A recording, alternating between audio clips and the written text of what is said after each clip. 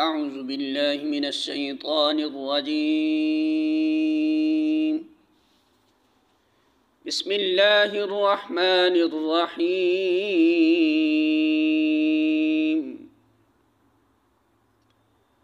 ومصدقا لما بين يدي من التوراة ولأحل لكم بعض الذي حرم عليكم وجئتكم بآية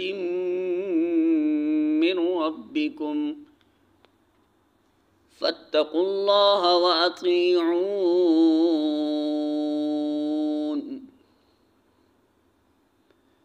سورہ آل عمران آیت نمبر 50. ترجمہ: اور میں اس تعلیم و ہدایت کی تصدیق کرنے والا بن کر آیا ہوں جو تورات میں سے اس وقت میرے زمانہ میں موجود ہے، اور اس لیے آیا ہوں کہ تمہارے لیے بعض ان چیزوں کو حلال کر دوں جو تم پر حرام کر دی گئی ہیں۔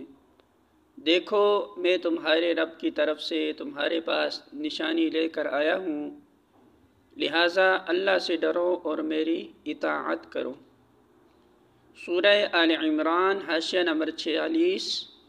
یعنی یہ میرے فرستادہ خدا ہونے کا ایک اور ثبوت ہے، اگر میں اس کی طرف سے بھیجا ہوا نہ ہوتا بلکہ جھوٹا مدعی ہوتا تو خدا ایک مستقل مذہب کی بنا ڈالتا اور اپنے ان کمالات کے زور پر تمہیں سابق دین سے ہٹا کر اپنے ایجاد کردہ دین کی طرف لانے کی کوشش کرتا، لیکن میں تو اسی اصل دین کو مانتا ہوں اور اسی تعلیم کو صحیح قرار دے رہا ہوں جو خدا کی طرف سے اس کے پیغمبر مجھ سے پہلے لائے تھے۔ یہ بات کہ مسیح علیہ السلام وہی دین لے کر آئے تھے جو موسیٰ علیہ السلام اور دوسرے انبیاء نے پیش کیا تھا، رائج الوقت اناجیل میں بھی واضح طور پر ہمیں ملتی ہیں۔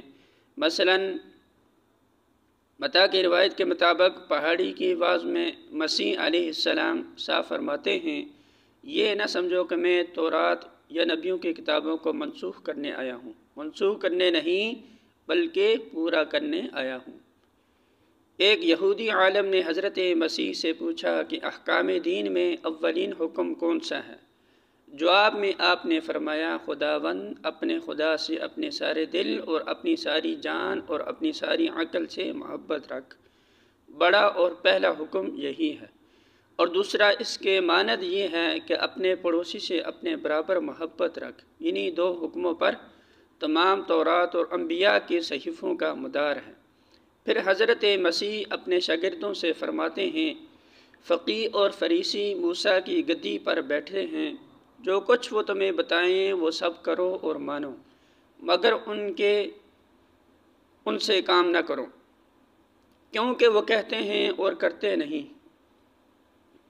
سورہ آل عمران حاشیہ نمبر 47. یعنی تمہارے جہلاء کے توہمات، تمہارے فقیہوں کی قانونی مشگافیوں، تمہارے رہبانیت پسند لوگوں کے تشددات اور غیر مسلم قوموں کے غلبہ و تسلط کی بدولت تمہارے ہاں اصل شریعت الہی پر جن قیود کا اضافہ ہو گیا ہے میں ان کو منسوخ کروں گا، اور تمہارے لیے وہی چیز حلال اور وہی حرام قرار دوں گا جنہیں اللہ نے حلال یا حرام کیا ہے۔